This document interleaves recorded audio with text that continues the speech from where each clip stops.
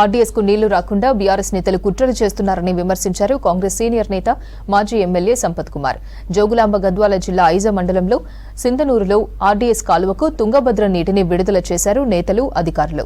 కాంగ్రెస్ ప్రభుత్వాన్ని ఇబ్బంది పెట్టాలనే దురుద్దేశంతో తుంగభద్ర నీటిని ఆర్డీఎస్ కెనాల్కు వదలకుండా ఆపేందుకు కుట్రలు చేశారని మండిపడ్డారు సంపత్ కుమార్. ఎవరెన్ని అడ్డంకులు సృష్టించినా రైతుల కోసం సకాలంలో సాగునీటిని విడుదల చేశామన్నారు.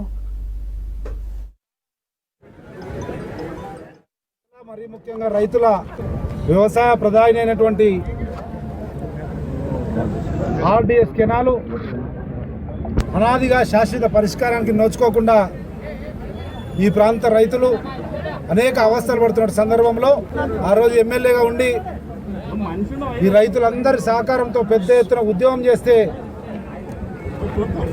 ఆనాటి టీఆర్ఎస్ ప్రభుత్వం మెడలు వంచి సాధించినటువంటి తుంబిళ్ళ లిఫ్ట్ కానీ ప్యాకేజ్ 1, 2 పనుల ప్రారంభం కానీ ఆనాడు కాంగ్రెస్ శాసనసభ్యుడిగా నేను సాధించిన విజయంగా భావిస్తూ ఇప్పుడు అకాల వర్షాలు పడడం వల్ల పైన నీళ్లు ఉన్నప్పటికీ ఈ మెట్ట ప్రాంతంలో ఈ పై ప్రాంతంలో ఇంకా కూడా కాలువ నీళ్ళు అవసరం పడతాయన్న విషయాన్ని తెలుసుకొని ఈరోజు 87,500 ఎకరాలకు రావాల్సిన 15.9 టీఎంసీల నీళ్లు ఆర్డీఎస్ ద్వారా రావడానికి ఆనాడైనా ఈనాడైనా కాంగ్రెస్ పార్టీ ప్రయత్నం చేస్తుంది అన్న దానికి నిదర్శనమే ఈరోజు ఆర్డీఎస్కు నీళ్లు ఇవ్వడం జరిగింది.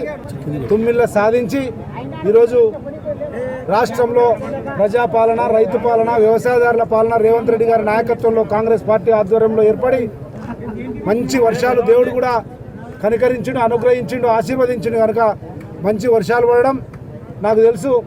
5 సంవత్సరాలు ఎమ్మెల్యేగా పనిచేస్తే ఇదే ఆర్డీఎస్ నాయకులందరి సమక్షంలో, రైతుల సమక్షంలో ఆగస్టుకు 10-15 మధ్యలో గేట్లు తెరిచేది నీళ్లకు.